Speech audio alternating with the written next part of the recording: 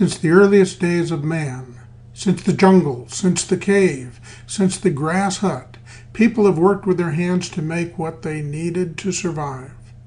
Tying things together was one of those early necessities that led to inventive genius.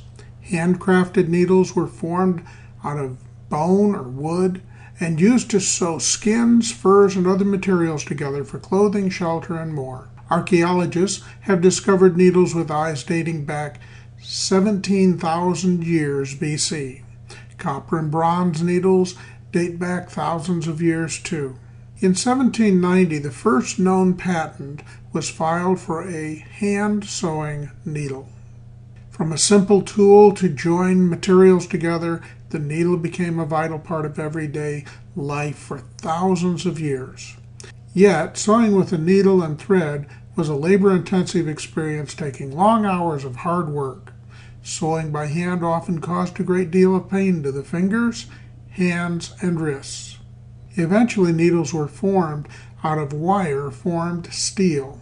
The wire was cut into lengths, ends were sharpened, an eye was stamped into the needle, and various shapes, sizes, and dimensions were created to meet the varied needs of sewers.